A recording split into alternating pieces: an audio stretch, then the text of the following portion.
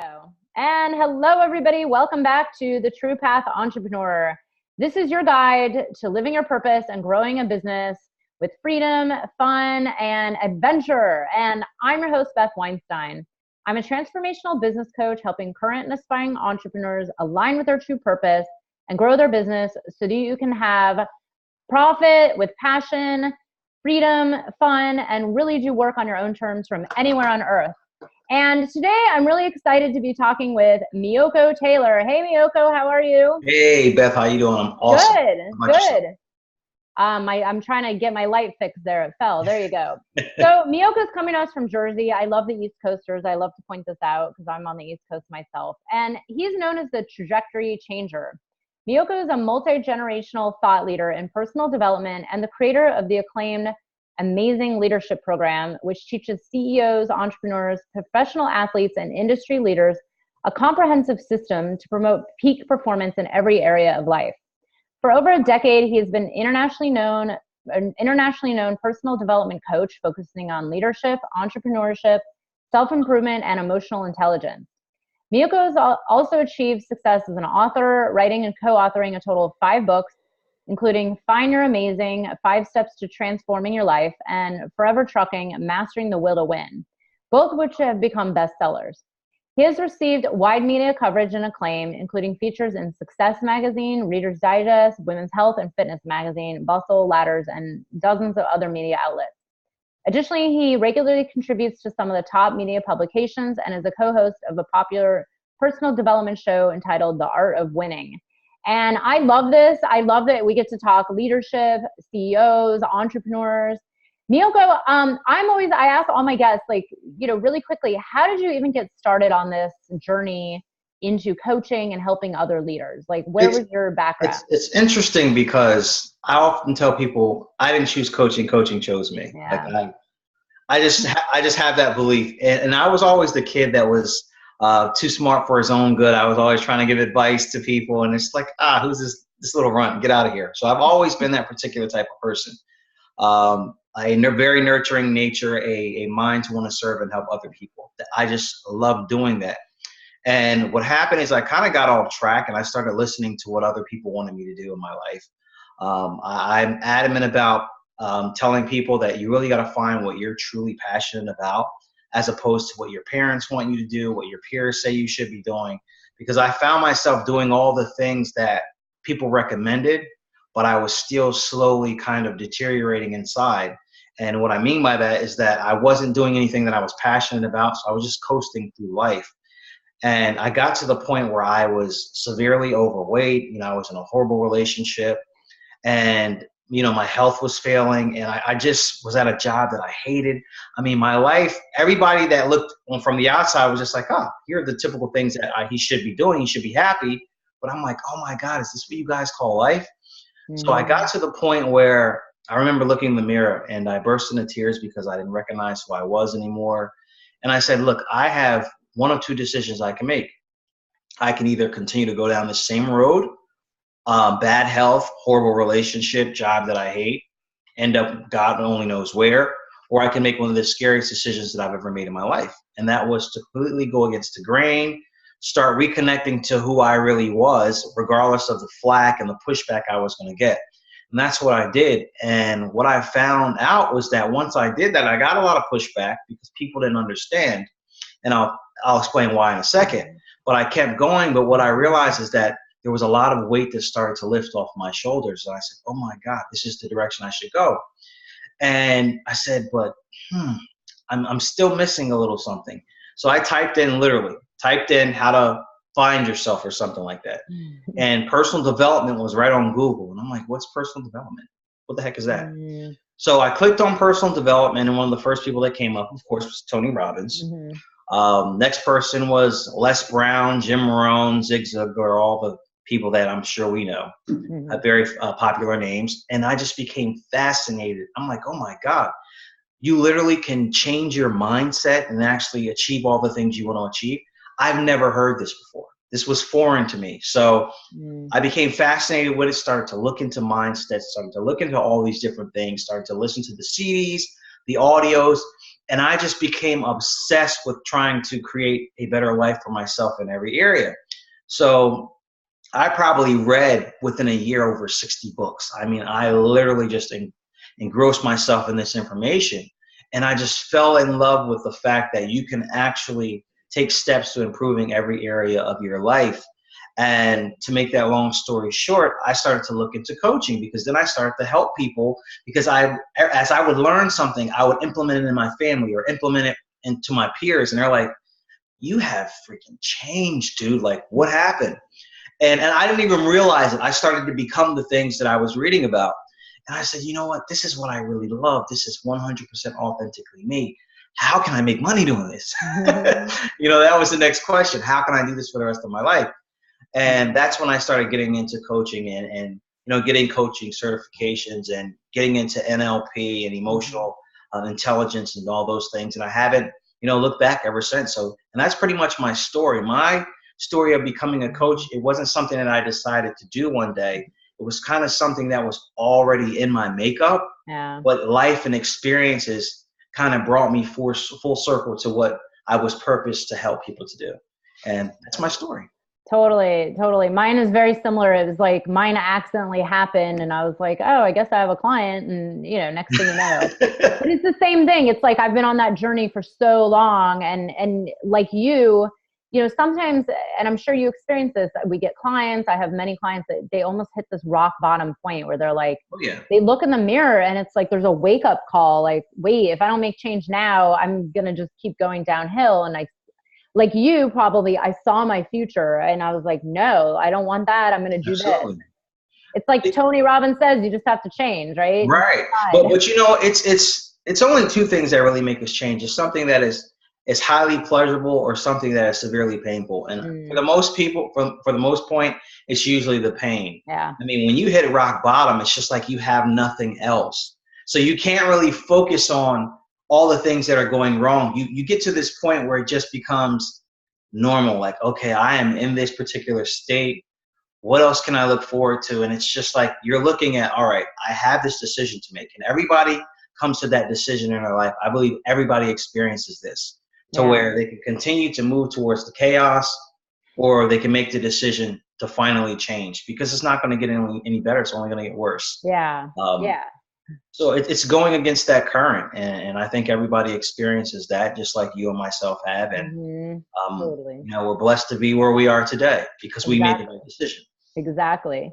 Now, I love that you work with all these, like leaders and CEOs and athletes. I'm just curious, like, because I know a lot of people watching might not be CEOs or own their own business yet, or maybe they're just early. But what's the most common thread you find that people struggle with, and how do you suggest helping them through it? Like, because I always say, fear, for example, comes up so much, or people get stuck. Like, what do you find is like super common that everybody struggles with? Well, I feel like a lot of those emotions are connected to one another. So, and I have to say this to get this out of the way. CEOs, entrepreneurs, athletes, entertainers, all those people, I didn't select that niche, by the way. It actually just happened. Yeah. And it's very interesting, because when you're dealing with people that achieve peak performance or performing at a high level in any area of their life, one of the biggest things that they struggle with are belief and maintaining that mindset. And then one of the reasons is because they have so many people from the outside world expecting so many different things from them. And what people don't really understand is behind the scenes, it requires a lot of energy to keep that up if you're not fully centered with who you are and what you really want to do. So a lot of my clients tend to be those particular types of individuals that fit those characteristics. And the biggest thing that they struggle with is mindset. And that could be belief. It could be lack of confidence. Some of the people we see, I mean, they look so confident to us, but behind the scenes, it's just like, I'm really struggling with being happy with, I don't think that I can do this. I'm not good enough. And we don't see this because that image is projected. And I deal with that on a regular basis. So I want to say self-confidence is one, and definitely belief. Belief is the root of success, period.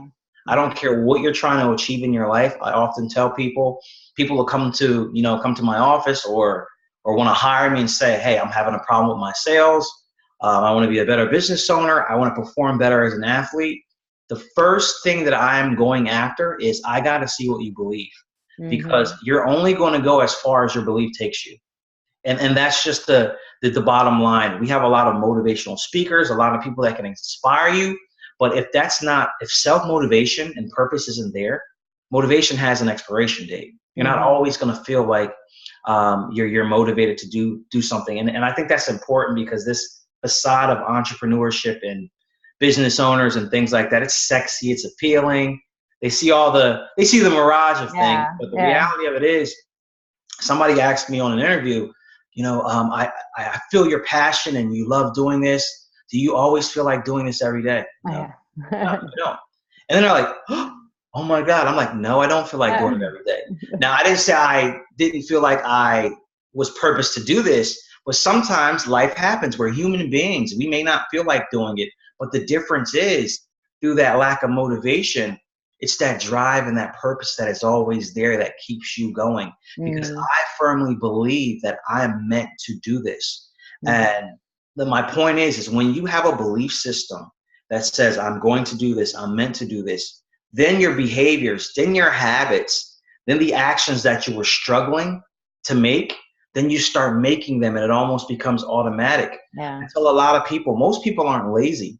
Forget what you heard. Most people aren't lazy. Most people are just not operating on what their purpose and they're driven to do. Because when you do that, sometimes you have challenging days, but for the most part, those days, you're going to be more disciplined than most, because it's what drives you. And that's the key ingredient, and people miss it all the time. Yeah. No, it's great what you're saying. It's so true. It totally resonates. Now, what about when someone really is lacking belief in themselves? Because you actually said something that was interesting, sales, right? For example, when you're selling yourself, selling your services, right? Whether you're a coach or a healer or just whatever, like selling a product even, so many people struggle with this. Like, I can't charge that much. I can't ask for money. I don't, am I worth it? Is there like one tip that you give people to break through those limiting beliefs, the belief in themselves and a belief in their service? Absolutely. So you said a key thing. You kept saying, I'm not good enough. I this, I that. It's never a sales problem. It's never anything problem. It's always a me problem. And it goes back to belief. So a lot of us are big on affirmations. And I have to say this since you brought that into there. Affirmations are absolutely awesome, but 90% of people use affirmations the wrong way. So I'm going to give you a little tip while we're on this, while we're doing this interview, on how to do them the right way and how to start to shift your belief system and your mindset. Most people do affirmations this way. I am successful. I am the best. I am confident. I am sexy. All these different things. I am, right? That's only half of the equation, because here's what happens. If you don't, and we'll use sexy, if you don't truly feel like you're sexy and you say, I am sexy, the first thing your brain is going to say to you is, no, you're not. No, you're not. Because that limiting belief is there. Or I am successful. No, you're not. That belief is there. It's too much of a drastic change. And I want everybody to make sure they get this. It's too much of a drastic change. You cannot go from here to here overnight. It's just not going to happen. That's not the way our brains are programmed. So what you have to do is, okay, if you're saying I am successful, you have to couple that with I am becoming more successful each and every day. And the reason why that works is because it gives you opportunity for growth. So while I may not have had a successful day today, not as successful as the night before, I still made some progress. So you're not beating yourself up anymore. It's too much. It's too extreme going from that rock bottom to the top of the hill. And that's what people are really missing out on. They're like, oh my God, why don't affirmations work? Why is my mindset being changed? You're not giving your mindset time to actually rewire itself. So that's how you do an affirmation. I am becoming. You're not there yet, but it gives you space to make progress. So that's what I will say to anybody that's struggling with any belief. If you're going to do affirmations, which I recommend you do, make sure you put them in the way. I am becoming more sexy each and every day. Yeah. I am becoming more confident each and every day. Because if you do one simple thing, regardless of how small it is, that's progress. And your brain is gonna process that. And then you're gonna get more excited and you're gonna be making more progress. Because no matter what you do, if you do one little thing, you're making progress. So you set yourself up to be successful. That is huge. When I learned that, that completely changed my life, because everybody was telling me, just say that you're a winner. Just say that you can do it. Say that you can be an entrepreneur. And I'm just like, I am, but it's not working. Yeah. Like, my brain is telling me something different. But I said, you know what? How about if I told myself, I'm getting better each and every day, and I did something, no matter how small, whether it was another sales call, whether it was researching something for 10, 15 minutes, and I made that to be an accomplishment every single day. What that does to your brain, you have no idea how powerful that is. Yeah, no, that is really great advice, because I agree with you completely. Affirmations have always been kind of a struggle for me, because half the time it's like, yeah, I'm shooting really high, and it doesn't seem realistic. And I'm like, I am a multimillionaire. I'm like, well, I have a little while to go on that. You know? Right. But then you're right. So I agree. I teach my clients a step by step, like little step, baby step. So if you're like, okay, I'm doing better, I'm getting more abundant, I'm more successful, I have more clients each day, each week. And you're right. It's like a buildup. So that's great advice. Your affirmation has to be true. It has to be true. There has to be some truth in there. Yeah. And it keeps you really feeling good as you go along, versus like, wow, I'm so far from being having $20 million. So, right. No, I love it. Now, I know you talk about the amazing technique. Can you tell us a little bit more about that and what it's all about? And absolutely, this book you've written. And so the amazing system, to really go fast, because that's an hour in and of itself. Yeah. So it's an acronym. It stands for awareness, mindset, action, zest, nourishment, goals, and impact. Okay, wow. I forgot the I. Yeah, impact. Yeah. Okay, so let's break that down. So when I decided that I wanted to pursue a particular life, I had to be self-aware. That self-awareness did not feel good. That was the rock bottom that we were talking about previously. But until you admit that you need to change, and that you're the issue, and that things need to change in your life, you will never achieve any type of progress. So that's the awareness. You have to say to yourself, things are not okay. I do not feel okay. My thoughts are not okay. My life right now currently is not okay, and it needs to change. That's the first thing. All right. So then when you get to that point, you can work on M, which is mindset. Now you start to look at, what do I believe? What are my experiences in life? And if I believe this way, when did this happen? Was it an experience that I happened to happen in my life with people, places, things that have caused me to believe this way? What is my thought process on success? The success of other people, society as a whole, really digging into what your thought process is. So once you become self-aware and you start to work on your mindset, then you have to start to take some action. Most people stop on the awareness and the mindset part, and they feel like they can just think their way to becoming successful. No, you have to start to take the action. Yeah. So once you start to couple the awareness and the mindset with the action, you start to make better decisions, right? And even with that, now you go into Z. Now, zest is an overall enthusiasm for life. And I think when we become successful, I think a lot of the times we start to lose a little bit of that vigor, because just through life and through life's experiences, and we stop sometimes becoming grateful or thankful for the things that we have in pursuit of the things that we really want. So I focused on actually having that zest, because being grateful, being thankful, that just brings more abundance to you. It opens up the doors for prosperity. So you can't forget that. So once you're aware, the mindset's right, you're taking the right actions, you're great, and you're enthusiastic about life, then and only then you can make the right impact on yourself, your family, and other people. So all these things are influencing the impact that you have on these particular things. So if your impact is negative, then you got to look at all the other things that I just mentioned before. Yeah. All right. So now the awareness is there, the mindset, you're taking the right actions, you're enthusiastic about life, you're forming a good impact. And this is where I struggle, because all these things going on, sometimes we forget to nourish ourselves. Oh God, yeah. That could be eating the right foods. That can be getting proper rest. Um, Oftentimes it could be watching too much Netflix and not studying our craft, not really nourishing our minds with books and things that we can actually do, meditation, prayer, all these different things. So nourishing the whole mind, soul, body, and spirit. Okay, so that's N. So now you're self-aware. Now you have the mindset going. You're thinking right. You're taking the right actions. You're feeling enthusiastic about life. You're making the right impact on the world. Everything's all good. You're taking care of yourself. Now you can effectively set G, goals, and actually hit those particular goals. And I often tell my clients, if you're struggling in any one of these, if you're not achieving success, I can guarantee you one of those 7 areas are off.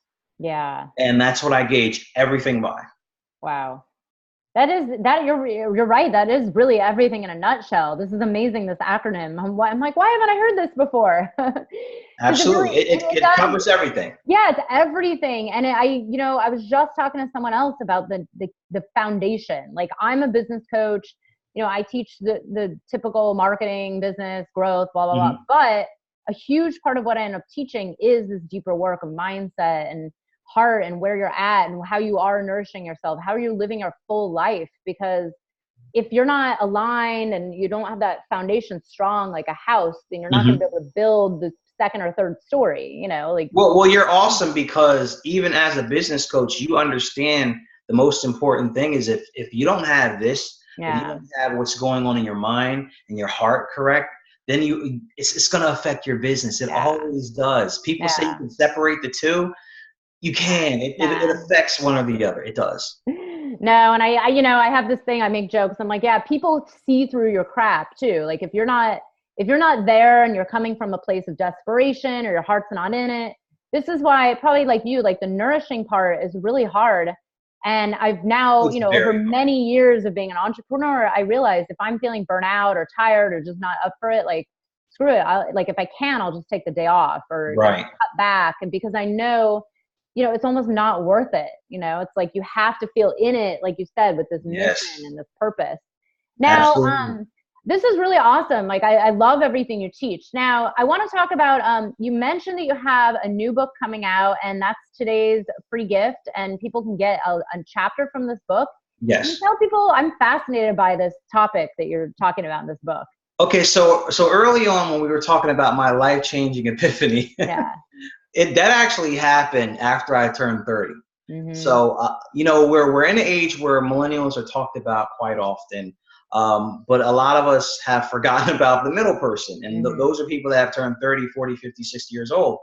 And what happens is in our 20s, a lot of us were still exploring and experiencing different things.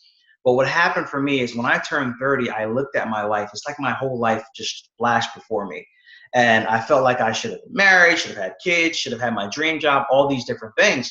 And I had to ask myself, why did I feel this way? And the reason is because this is what I was told all my life. This is what society tells us that I should have accomplished by age 30, and it really started to impact and affect my life. So the name of my book is called Thriving After 30. And I tell a lot of people, it started as a book, but now it's become this just whole amazing movement and brand for a lot of people, because a lot of people were where I was and are right now. And they're looking, I'm 30, 35, 40, 45 years old, and I'm in a career that I don't want to be in. And I have this amazing business mind and this vision for solving a major problem. But everybody keeps telling me, oh man, you're 45, or oh girl, stop playing. You're 50 years old. What are you doing? Just continue to do what you're doing and hope to live off Social Security and travel later. You don't have to do all that stuff now. And I think that creates a mental block. And it's this age stigma that says you're too old to do what you truly love to do or what you're passionate about. And I'm just trying to completely destroy that mindset, because too many people allow 10, 15, 20 years to go by, and they have brilliant minds. They have amazing ideas, and they allow this societal norm of saying, hey, by this age, you should have accomplished that, or you're just out of luck. Life's over. I mean, you have people, if achieving a degree is your dream, you have people 80, 85 years old, 60, 50 years old, getting degrees that they always wanted to get. A friend of mine told me about a guy the other day makes plenty of money as an engineer, but always wanted to open up a pie shop. So you know what? He's actually in school, starting a business to open up a pie shop. But one of the things he said is that he was afraid, he was scared because everybody told him that in his 50s, he was too old to start over. And that can't be further from the truth. No. You know how poisoning and damaging that is to somebody's mindset? You're just, the moment you actually have a vision and have the courage to actually pursue it, you're just beginning. Life isn't over. So I wanted to do this book. I know it's called Thriving After 30, and I don't want people to mistake that for thriving at 30. No, we're talking about after 30. So that can be any age after that. And I just think it's something that, a lot of our business leaders, entrepreneurs, motivational speakers, they touch on it just a little bit, but nobody's really focusing on it.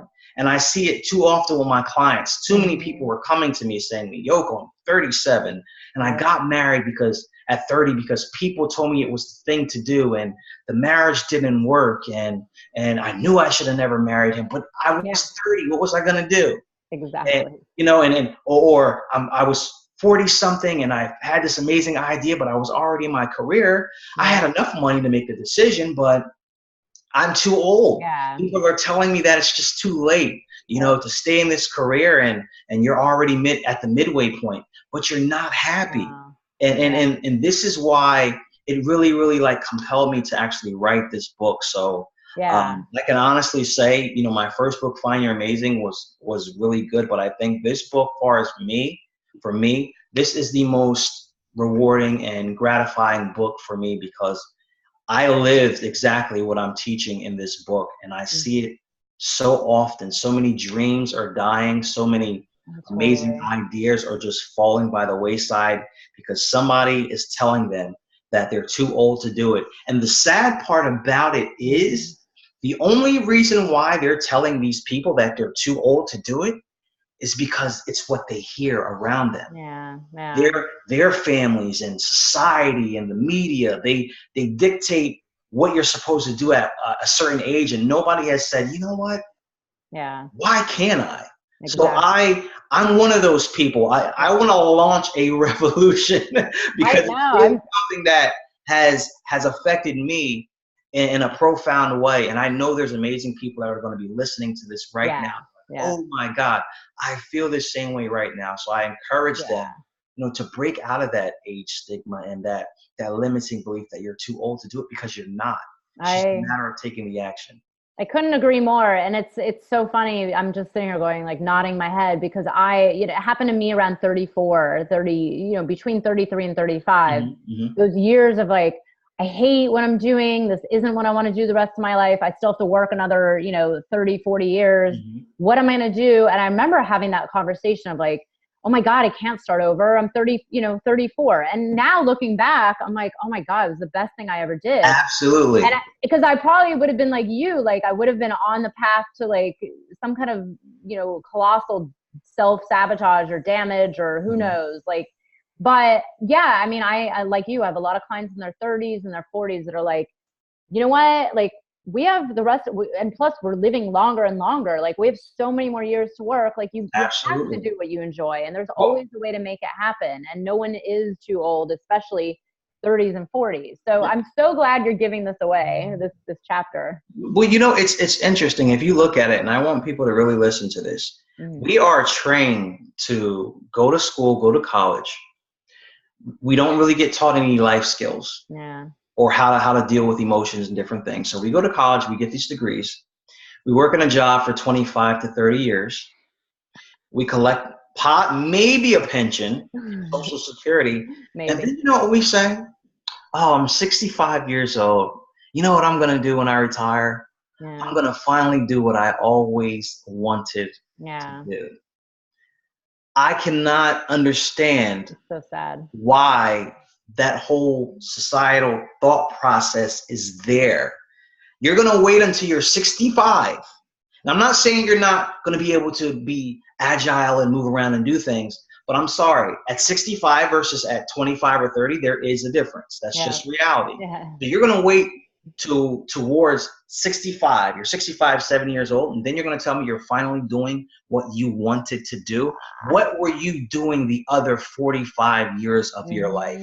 Yeah. Or, and then you can be like my own father, you know, he retired and was kind of, you know, I don't think he hated his career, but I don't think it was fully what he wanted to do. And then he ended up passing away, you know, like 8 years later.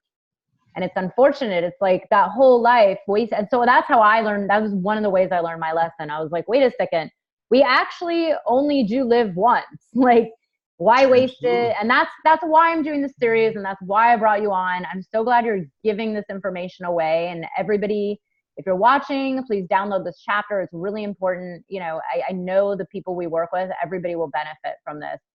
And Meiyoko, tell us where else can people find you and find out more about all the work you do? Okay, so I'm all over social media. On Instagram, it's Meiyoko Taylor. It's M as in Mary, Eiyoko, Taylor. On Twitter, I'm the same way. On Facebook, it's official Meiyoko Taylor. And you can actually find me at www.meiyokotaylor.com. That's my main website. But you can also go to www.thrivingafter30.com. Thriving After 30. I love it. I love it. This has been so awesome. I'm so glad you talked about all this work. I mean, this is really so important. I want to keep going. I mean, this is still awesome. I could talk about this stuff for hours, but I'm trying to keep these short because, you know, everybody has, you know, right. Day and age, I'm so overwhelmed with content. But thank you so much. And everybody be sure to grab the chapter of Thriving Over 30 in today's email. And Meiyoko, it was so great connecting with you here. It is my pleasure, Beth. I appreciate it. Thank you so much for having me. Thank you. And everybody be sure to join us tomorrow on the True Path Entrepreneur for more interviews. See ya.